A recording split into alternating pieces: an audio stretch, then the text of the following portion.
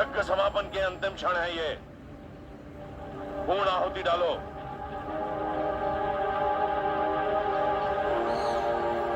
ओम भवतु भिक्षां देहि।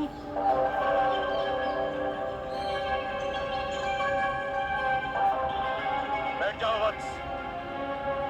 तुम यज्ञ छोड़कर कहीं नहीं जाओगे। भिक्षां देहि राजन।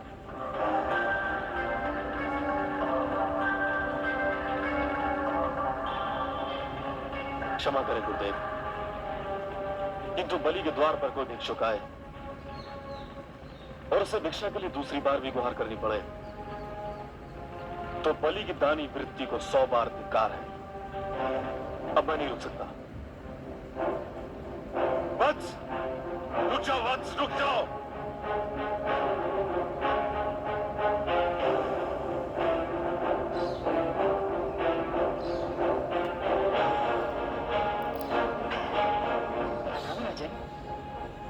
प्रणाम ब्राह्मण देव। कहिए, क्या चाहिए आपको? राजन, मैं तो एक साधारण ब्राह्मण हूँ और एक ब्राह्मण भिक्षा के अतिरिक्त और क्या चाह सकता है? क्या भिक्षा चाहिए आपको? स्वर्ण, गोधन, गजधन, हीरे, मोती? नहीं राजन, मुझे इनमें से कुछ भी नहीं चाहिए। ब्राह्मण देव, तो फिर जो भी आवश्यकता हो आपकी मेरे सामने व्यक्त कीजिए।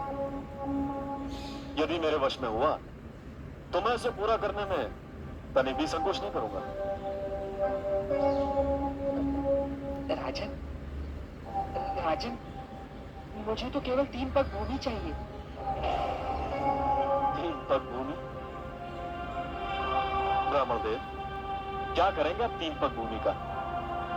मैंने तो ये सुना था कि दानी बलि में ये पूछता है कि वो दान किसे दे रहा है और मैं ये पूछता है कि वो दान में क्या चाह रहा है। ब्राह्मण देव, मैंने 3 पग भूमि मांगने का कारण इसलिए नहीं पूछा था कि मैं प्रयास करना चाहता हूं। तो फिर क्यों पूछा? मैंने इसलिए पूछा था ब्राह्मण देव, यदि कोई ऐसा व्यक्ति 3 पग भूमि मांगे जिसका आकार साधारण व्यक्ति की तरह हो तो भी उसका कुछ भला ना होगा, और आप जैसे आकार वाले व्यक्ति के 3 पग तो और भी कम स्थान घेरेंगे, तो उसमें तो साधारण व्यक्ति खड़ा भी ना हो पाएगा। राजन, मैं ये 3 पग भूमि किसी साधारण व्यक्ति के लिए नहीं मांग रहा हूँ, स्वयं अपने लिए मांग रहा हूँ। आप में क्षमता हो तो भिक्षा दान करें, नहीं तो मैं आगे बढ़ूं। मैं आपको यहां से कहीं नहीं जाने दूंगा ब्राह्मण देव। मुझे तो यह सोचकर आश्चर्य हो रहा है कि आप महासागर से केवल 1 बूंद पानी मांग रहे हैं, पर्वत से केवल 1 कण चाहते हैं।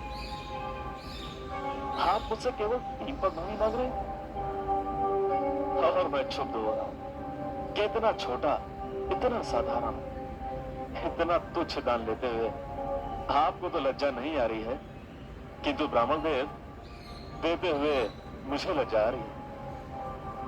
मांगिए ब्राह्मण देव, कुछ ऐसा मांगिए कि जिसे देते हुए मुझे प्रसन्नता हो, गर्व हो।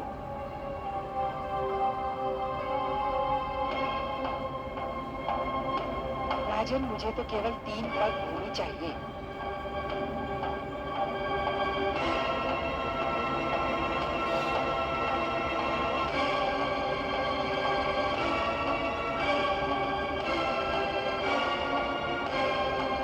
कुछ मत देना वत्स,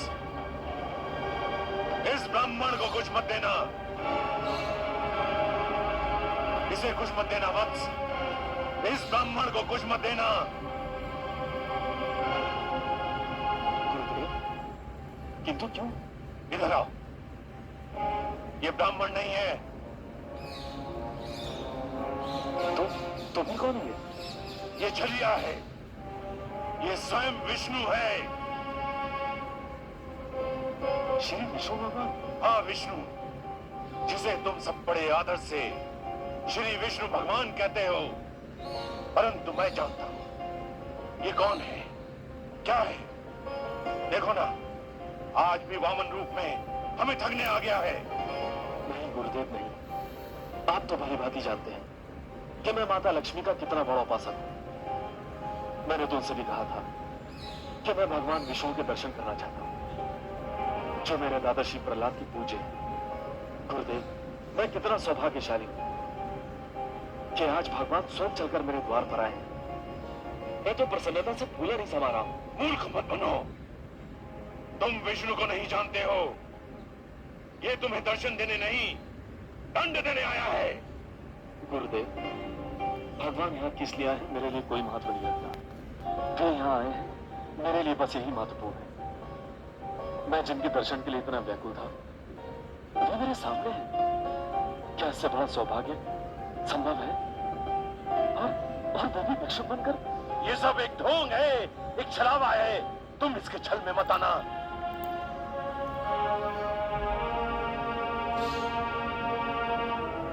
महाराज के विचार में यदि कोई परिवर्तन हुआ हो तो ये ब्राह्मण भिक्षा लिए बिना भी जा सकता है राजन।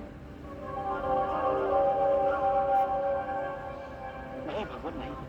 तो फिर मेरी 3 पग भूमि मैंने मैंने दे दी। तेरी भगवान मैंने दे दी। यूं नहीं महाराज, संकल्प लेना होगा। अवश्य।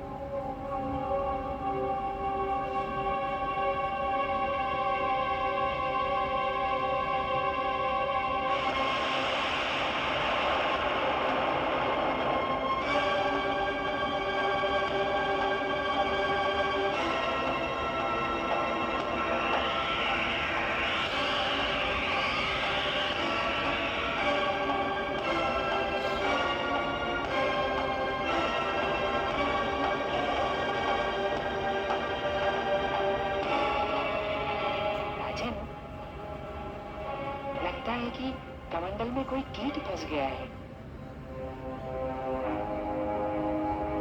एक क्षण, मेरा छाता।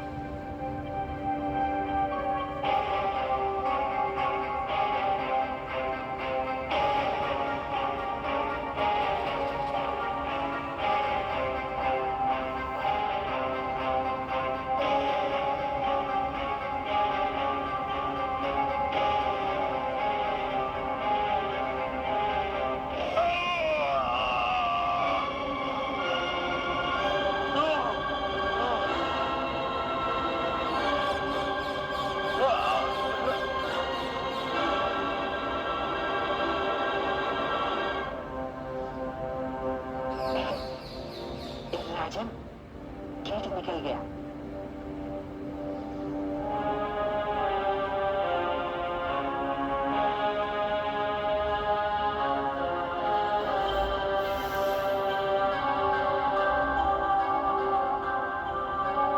हे ब्रह्मदेव, लीजिए, मैंने संकल्प ले लिया। मेरे अहोभाग्य के संसार को सब कुछ बांटने वाला आज मुझसे केवल 3 पग भूमि की याचना कर रहा है। ब्रह्मदेव, नाप लीजिए 3 पग भूमि। मेरा दान स्वीकार करके मुझे धन्य कर दीजिए। लो वत्स, मैं 3 पग नापता हूँ।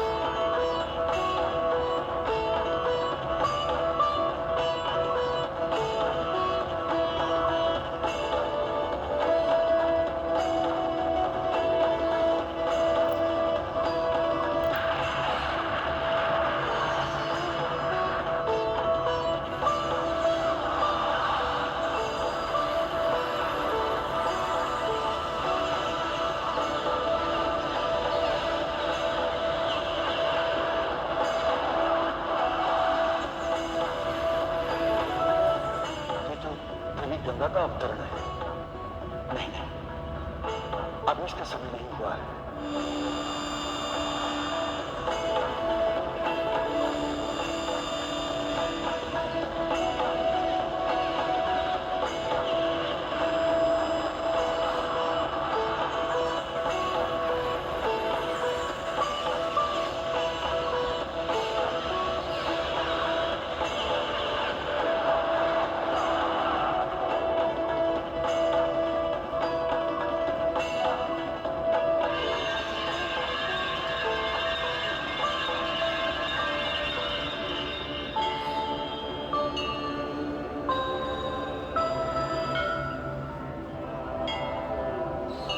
हे आदि प्रजापति, मुझे अपने कमंडल से मुक्त करने की कृपा कीजिए। मुझे धरती पर जाना है। धरती मुझे पुकार रही है। धरती को मेरी आवश्यकता है। मैं जानता हूं देवी गंगा, पृथ्वी पर आपका अवतरण नितांत आवश्यक है, किंतु अभी आपके पृथ्वी पर अवतरण का समय नहीं आया है। अभी आपको यही मेरे कमंडल में रह के प्रतीक्षा करनी होगी। जो आज्ञा।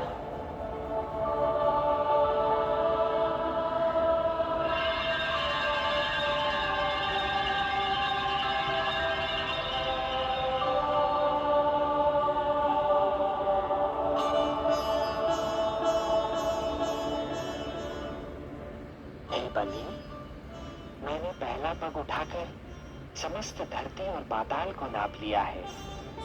अब मैं दूसरा पग उठाने जा रहा हूं।